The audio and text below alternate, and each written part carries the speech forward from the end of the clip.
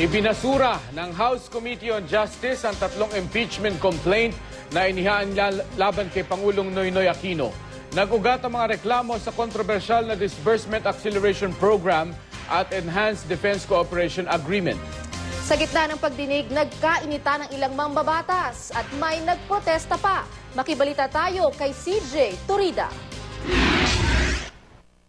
Impeachment Complaint 0001, Complaint 0002, Complaint 0003, and against the President, not sufficient in substance. Dito na matutuldukan ang pag-usad ng tatlong impeachment complaint na inihain laban kay Pangulong Aquino.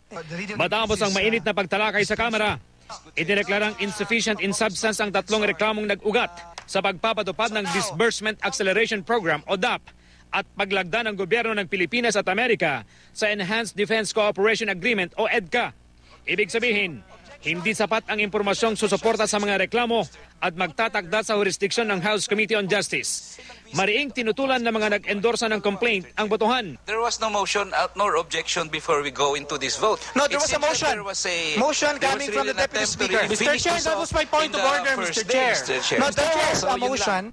Pero sa huli, natuloy ang botohan. 4 ang pumabor. Dedeklarang sufficient in substance ang tatlong impeachment complaint. 54 naman ang kumontra. Kaya hindi na uusad pa ang pagdinig sa mga reklamo.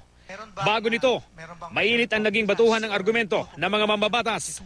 Sumentro ang debate sa kung dapat bang papanagutin ng Pangulo sa umano'y paglabag na sa konstitusyon matapos may patupad ang DAP. Tinalakay din kung may betrayal of public trust at korupsyon kaugnay nito. Nang nilabag ng presidente, yung GAA, yung General Appropriations Act, nung inagaw niya ang power of the purse of Congress, that is a violation of the Constitution. Ang sabi ng Supreme Court, ina-apply namin ang operative fact, a doctrine of operative fact dito sa decision na to because of equity and fair play. Pag isang magnanakaw na Pangulo, isang walang hiyang Pangulo, kapag nagkamali at kasuka-suka ang pagkakamali, ay dapat madaliin natin pagtanggal. Meron ho bang naipakita mga bahay na naipatayo? Meron ho bang mga bank accounts na naipakita na may daan-daang milyon? Tulad ng sa mga nakarang in-impeach natin Pangulo. Wala po kahit isa.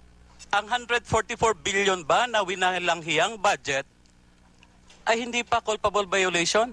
Sa ilang punto, tila nagka-personalan pa ang ilang mambabatas na nagkakasalungat ng opinyon. The issue here is the culpability of President Aquino and not the fact that you received 100 million pesos of that, Mr. Chair. Order. Mr. Chairman, Mr. Chairman, please, Mr. Chairman, Okay, please. Mas malaki pa siya kaysa sa iyo, Mr. Chair. Mas malaki pa yung natanggap niya. Order, please. The chair is already... Puno rin ng tensyon ang pagtalakay sa EDCA sa pagitan ng Pilipinas at Amerika. Ayon sa mga mambabatas na nag-endorsa ng impeachment complaint, kakalad ka rin daw ng EDCA ang Pilipinas sa digmaan. Hindi raw dapat ito maipatupad dahil hindi naman ipagtatanggol ng Amerika ang ating bansa sakaling magkagera. Pag ginamit yung bases na yan to bomb Ukraine, to bomb Syria, hindi ba legitimate target na tayo ng attack ng maraming kalaban ng Amerika?